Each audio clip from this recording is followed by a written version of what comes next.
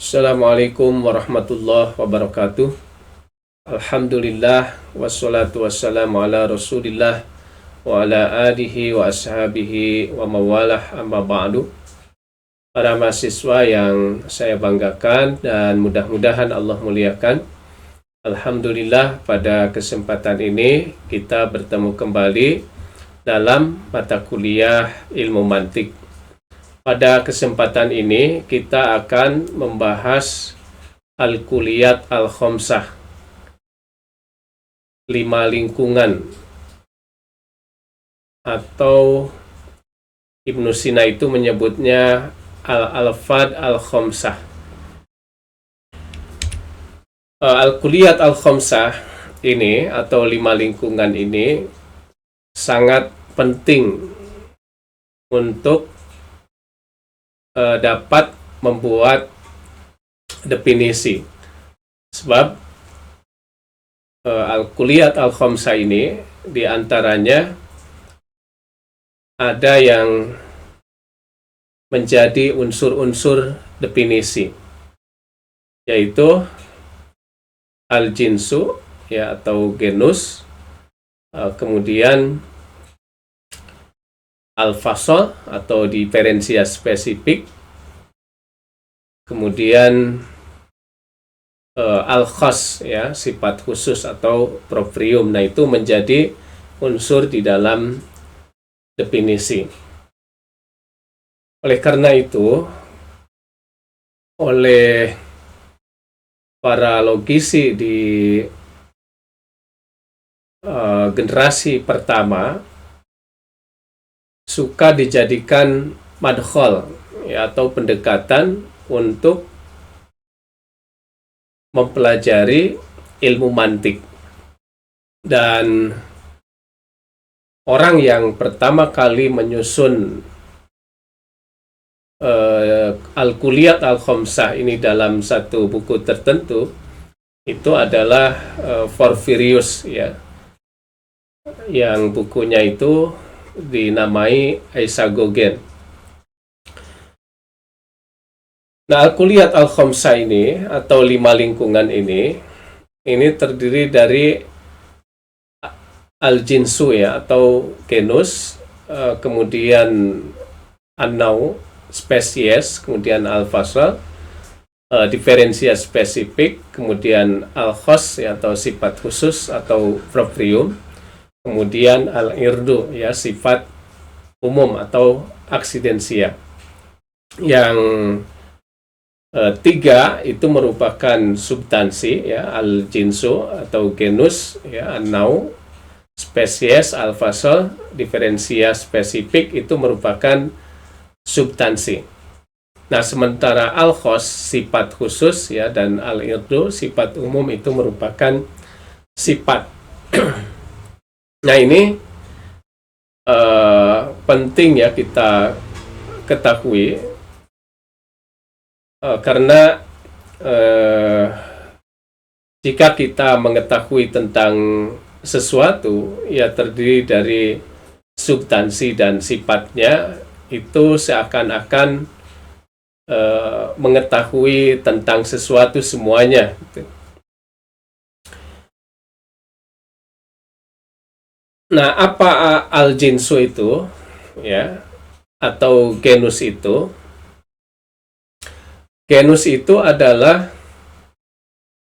satu lingkungan yang mencakup beberapa bentuk karena memiliki kesamaan sifat ya. Jadi sekali lagi itu satu lingkungan yang menghimpun beberapa bentuk karena memiliki kesamaan sifat. Misalnya hewan ya dinisbatkan dengan manusia. Jadi hewan itu merupakan lingkungan yang mencakup beberapa bentuk ya. Ada manusia, kemudian binatang gitu. Nah, karena memiliki kesamaan sifat, yaitu sama-sama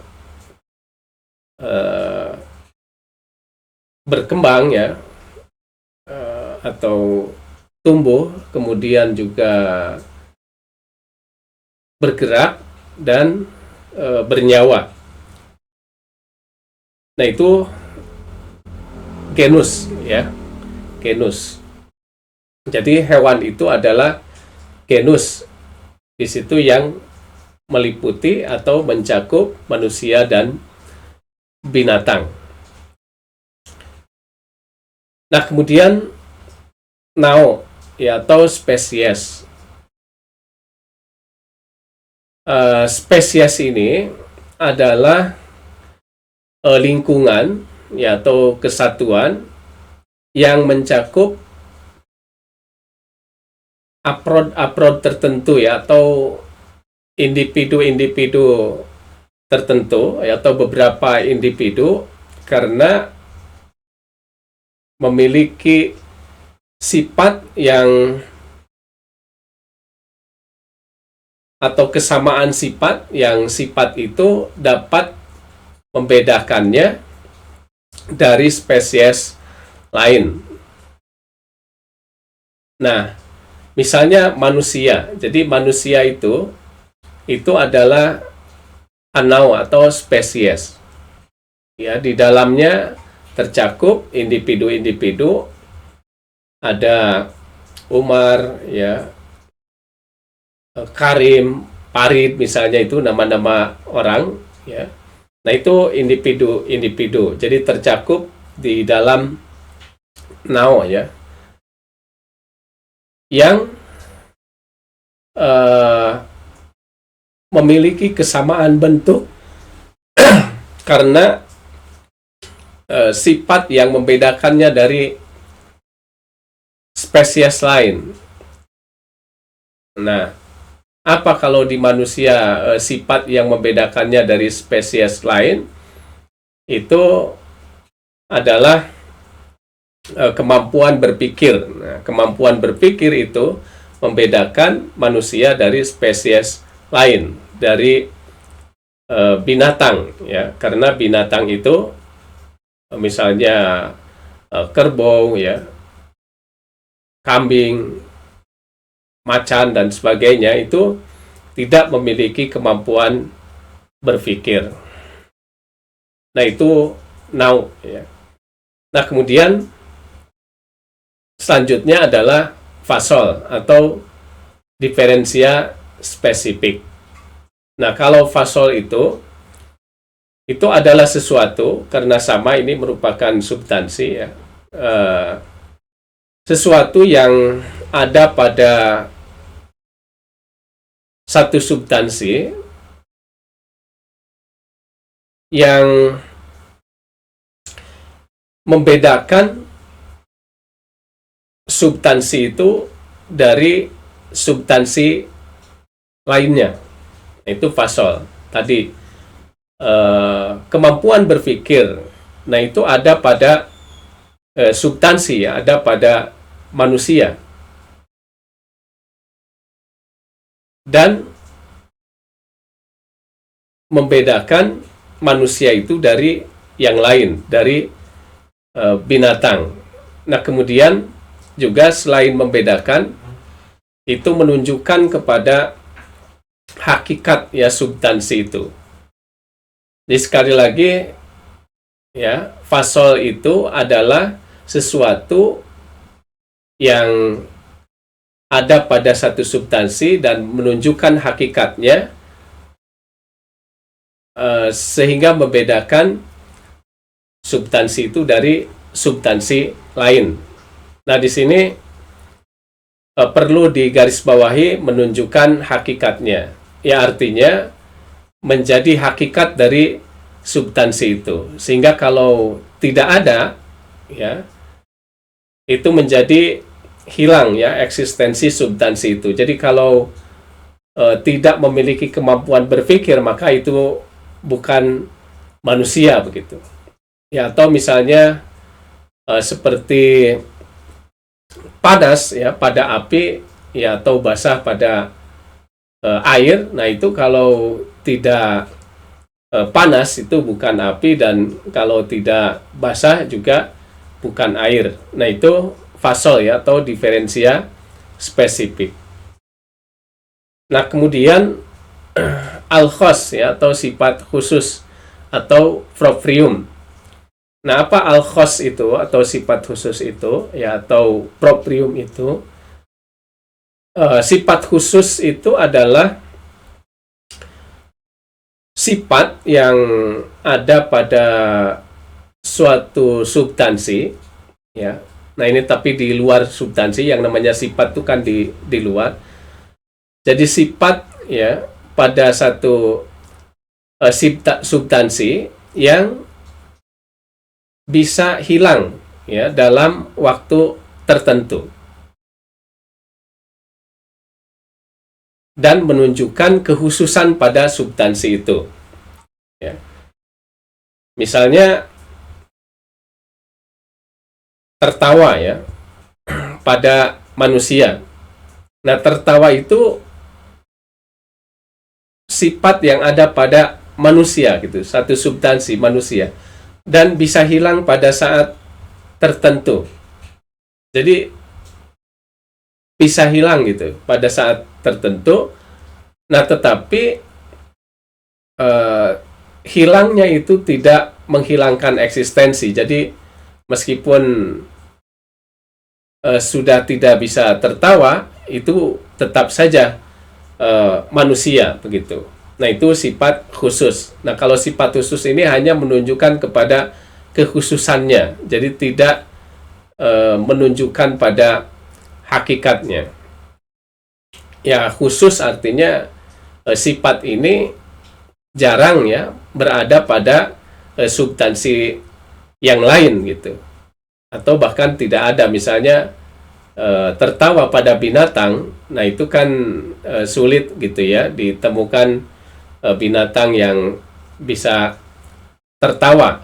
Nah ini sifat khusus ya, pokoknya sifat yang menunjukkan kekhususan satu substansi ya, dan bisa hilang pada waktu tertentu ya. Misalnya contoh lain itu kemampuan bercocok tanam ya pada manusia, atau kemampuan berpolitik. Nah itu juga al-khos ya, sifat khusus. Nah kemudian apa al-irdu itu atau sifat umum atau aksidensia. Nah sifat umum ini yaitu sifat sama ya yang ada pada satu substansi ya, artinya ada di luar satu substansi itu ya, yang ada pada satu substansi tetapi bisa juga berada pada substansi yang lain. Nah itu al-irdu atau sifat umum. Misalnya bergerak ya, atau yang bergerak. Nah itu ada pada manusia. Nah tetapi juga ada pada substansi lain. Ya karena kuda juga bergerak gitu. Atau juga yang makan dan minum ya. Yang makan dan minum itu bukan hanya manusia, nah, tetapi juga binatang ya makan dan minum. Nah yang seperti itu adalah sifat umum ya atau al-irdu. Nah itulah mungkin al-kuliyat al-khamsah ya, lingkungan yang 5 ini. Sekali lagi itu yang pertama adalah al-jinsu atau genus, kemudian an-nau atau spesies ya, kemudian al-fasol atau diferensia spesifik, al-khos ya sifat khusus atau proprium, kemudian al-irdu atau sifat umum atau aksidensia. Nah ini sama seperti dikatakan di dalam Sulamun Nawrok, itu ada 5 ya, wal kuliyatu khamsatun dunang tikos ya. Jinsun wa faslun arodun nauun wa khos gitu. Jadi ada 5. Nah yang 5 ini, yang 3 merupakan substansi ya, yaitu al-jinsu, kemudian spesies ya, diferensia, kemudian yang duanya itu merupakan sifat khusus dan sifat umum. Nah, yang menjadi unsur di dalam definisi seperti sudah disampaikan, itu yang pertama adalah genus, ya, kemudian diferensia spesifik, ya, kemudian sifat khusus. Karena kalau spesies itu otomatis yang didefinisikan begitu, ya, atau now itu yang didefinisikan. Nah, hanya genus itu sebetulnya terbagi lagi, ya, ada genus dekat, ya, kemudian ada yang pertengahan, ada yang jauh, ya.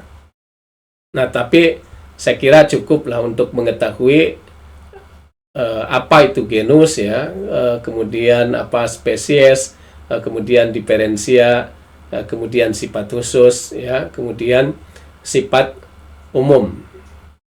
Nah, itulah Al-Kulliyat Al-Khamsah. Mudah-mudahan bisa dipahami dan kemudian nanti bisa dipraktikkan, ya, di dalam membuat definisi, ya, karena tadi ada yang merupakan unsur definisi. Mohon maaf kalau ada kesalahan. Wassalamualaikum warahmatullahi wabarakatuh.